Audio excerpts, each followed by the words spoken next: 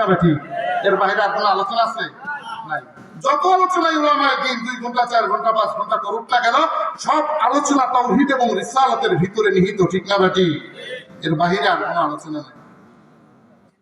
কিন্তু তাওহীদ মানলাম, রিসালাত মানবো না, চলবে? জোরে বলেন চলবে? কারণ আরশে আজিমের মধ্যে আমার রব্বে কারীম তাওহীদ এবং রিসালাত দুইটা একসাথে লেখা, ঠিক না বেঠিক? লা ইলাহা ইল্লাল্লাহু মুহাম্মাদুর রাসূলুল্লাহ সাল্লাল্লাহু আলাইহি সাল্লাম। এই যে এখানে লেখা রয়েছে তাওহীদ এবং রিসালাত, এখন দুনিয়ার জমিন থেকে যদি আমরা একটাকে আরেকটার থেকে অ্যাভয়েড করতে চাই, হ্যাঁ, ডিলিট করতে চাই, উজ্জুক রাখতে চাই, এটা কি সম্ভব হবে? যদি বলে সম্ভব হবে? আল্লাহ যেটা করেছেন সেটা আমি আপনি রিকমেন্ড করব, এটা হয় না, হয় হবেও না। আল্লাহ যে ফতোয়া দিয়েছেন সেই ফতোয়ার মধ্যে বাংলার জমিন কেন পৃথিবীর কোন মানুষ রিকমেন্ড করবে, এটা কি সম্ভব? স্বাক্ষর করবে, এটা কি সম্ভব?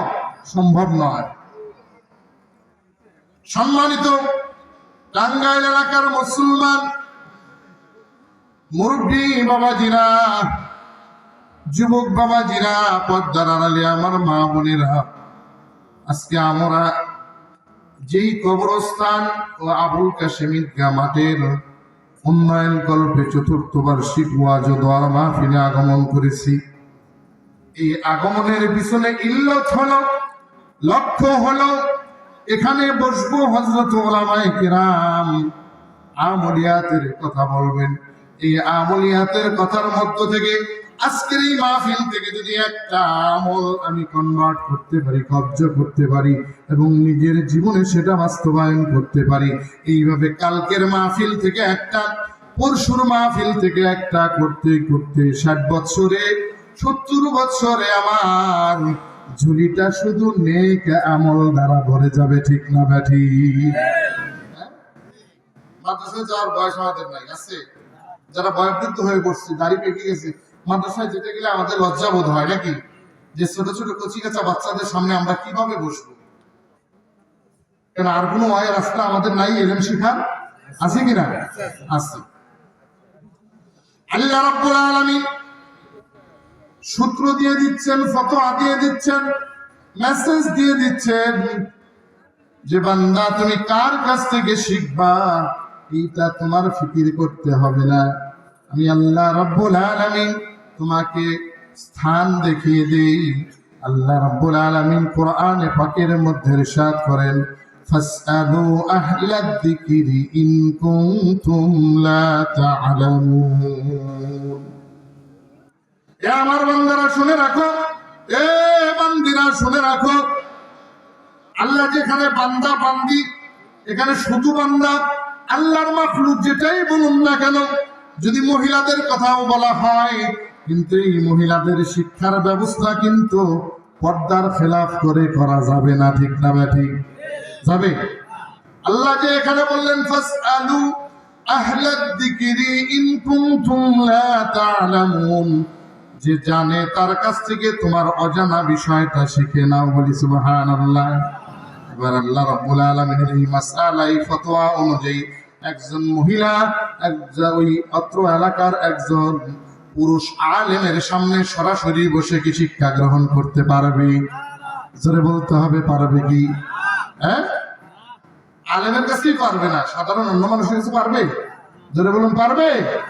এ আমার মা বোনেরা, অত্র এলাকার মা বোনেরা, আমি শুনেছি আপনাদের আগমন বেশি। আমি আপনাদের লক্ষ্যে প্রথমেই কথা বলছি এজন্যই, আমাদের সমাজের সাম্প্রতিক সিচুয়েশন যেটা আমরা ফেস করি, এখানে দেখা যায় আমাদের মা বোনদের পর্দার খেলাফটা অধিকাংশ জায়গায়, ঠিক না বেঠিক? হ্যাঁ, মা বোনরা পর্দার খেলাফ করলে স্বামীর খেদমতি করুক আর রোজা নামাজ যাই করুক, কোনো কাজে আসবে? জোরে বলুন, কাজে আসবে? কাজে আসবে না। মা বোনেরা, কষ্ট নেবেন না আমার কথায়। আল্লাহ রাব্বুল আলামিন বলেছেন ফাসআলু আহলাদ যিকরি ইন কুনতুম লা তা'লামুন, তুমি যেটা জানো না জাননেওয়ালার কাছ থেকে জেনে নাও। এই জানার কথাটা, ওই জানার কথা আল্লাহ বললেন, দুনিয়ার জানার কথা কিন্তু আল্লাহ বললেন না। আল্লাহ শুধু বললেন ইলমে দ্বীন জানার অর্ডার দিয়ে দিলেন। বলি সুবহানাল্লাহ। এবার ভয়বৃত্ত হয়ে গিয়েছি। আরবি হরফ 29টা জানি না, হাদিস একটাও জানি না, হুজুর ফরজ কয়টা জানি না, হজর সুন্নত কয়টা জানি না, নামাজের ভিতরে বাহিরে ফরজ কয়টা জানি না। জানি আমরা সবাই জানি? জানি না। এ মুসলমান, প্রশ্ন আসে, বা বৃদ্ধ হয়ে গিয়েছি, দাড়িগুলো পেকে গিয়েছে, মস্তক সুশুভ্র হয়ে গিয়েছে, এমতো অবস্থায় কিভাবে মক্তবে যাব, মাদ্রাসায় যাব? এই প্রশ্ন কিন্তু আসতে পারে, কিন্তু এই ধরনের বাহানা আমার আল্লাহর কাছে দিয়ে আমি আপনি পার হতে পারবো না। আল্লাহ বলেন, বান্দা ছোটবেলায় পারো নাই, মা বাবা তোমাকে শিক্ষা দেয় নাই, মক্তবে পাঠায় নাই, কোরআন হাদিস শিখায় নাই। এ আমার বান্দা বান্দিরা শুনে রাখো, বান্দারা তোমরা ওয়াজ মাহফিলে যাও, দ্বীনের মজলিসে যাও, যদি তাও না পারো একা একা নীরবে নিভৃতে তোমার মহল্লার মসজিদের ইমামের কাছে প্রতিদিন 2 মিনিট 5 মিনিট করে দাও। ঠিক না না ঠিক? যদি এইভাবে দিতে পারি তাহলে এই কোরআন হাদিসের এলেম আমার আপনার মধ্যে আসতে কি সময় লাগবে? জোরে বলুন, সময় লাগবে? লাগবে না। এবার মা বোনদের অপশনটা আমি বলে দিচ্ছি। এই মা বোনরা মসজিদের ইমামের কাছে যাওয়ার কোনো প্রয়োজন নাই।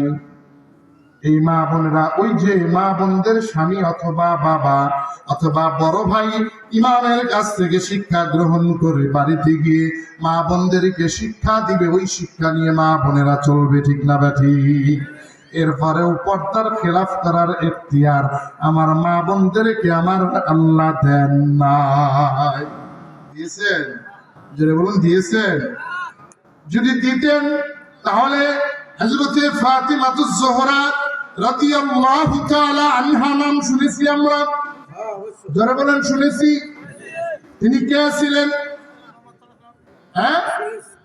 রাসূল পাকের হৃদয়ের স্পন্দন যিনি ছিলেন, পরিচার একটা অংশ ছিলেন হযরতে ফাতিমাতুজ যোহরা রাদিয়াল্লাহু তাআলা আনহা, যিনাকে আল্লাহ জান্নাতের মহিলাদের সর্দারিনী ঘোষণা করে দিয়েছে। জানি আমরা? দিয়েছেন। এই মহিলা আল্লাহর নবীর কলিজার টুকরা।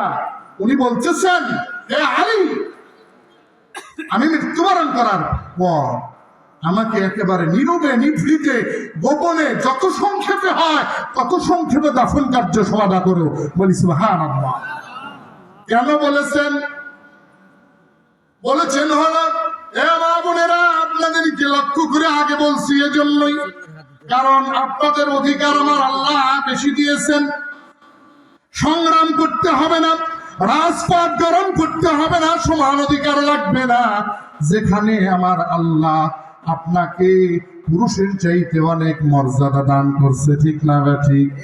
যদি মর্যাদার আলোচনা করতে যাই আপনার, তাহলে দেখা যাবে ইসলামের প্রথম যে ঈমান আনয়নকারী ব্যক্তি তিনি কে? একজন হইল হযরতে আবু বকর সিদ্দিক রাদিয়াল্লাহু তাআলা আনহু। ঠিক না ঠিক? আর একজন হইল মা খাদিজাতুল কুবরা রাদিয়াল্লাহু তাআলা আনহা। ঠিক না ঠিক? এর চাইতে মর্যাদা আল্লাহর কাছে আপনাদের আমি মনে করি আর প্রয়োজন হয় না। ঠিক না ঠিক?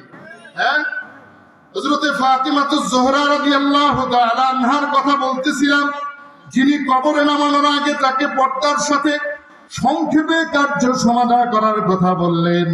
ওই নারীকে জান্নাতের মহিলাদের সর্দারিনী আমার আল্লাহ ঘোষণা করেছেন। উনাকে কবরে নামানোর সময় সাহাবাদের মধ্য থেকে এই আওয়াজ আছে, কবর শুনে রাখো, এই মুহূর্তে তোমার মধ্যে কাকে রাখা হচ্ছে তুমি কি জানো? সৈয়দুল আম্বিয়া রহমাতুল লিল আলামিনের কলিজার টুকরা হযরতে ফাতেমাতুজ যোহরা কে। বলি সুবহানাল্লাহ। কবর থেকে আওয়াজ আসে না। এবার বলা হয়, এ কবর জানো কি তোমার মধ্যে এই মুহূর্তে কে দাখিল হবে? জান্নাতের মহিলাদের যিনি সর্দারিনী হবেন, আল্লাহ ঘোষণা করেছেন তাকে তোমার মধ্যে রাখা হবে, আওয়াজ আসে না।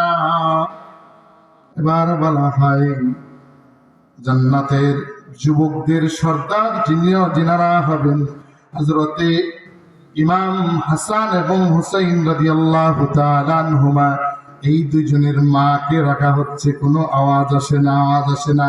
এইভাবে আওয়াজ চলে আসলো কবরের মধ্য থেকে। আল্লাহ জবাব দোয়া দিলেন, এ আল্লাহর বান্দারা শুনে রাখো, আমি জান্নাতের সর্দারিনী মা ফাতিমাতুজ জোহরা রাদিয়াল্লাহু তাআলা আনহাকে চিনি না, নবীর কলিজার টুকরা চিনি না, ইমাম হাসান হুসাইনের মাকে চিনি না, আমি কবর চিনি শুধু আমল। বলি সুবহানাল্লাহ।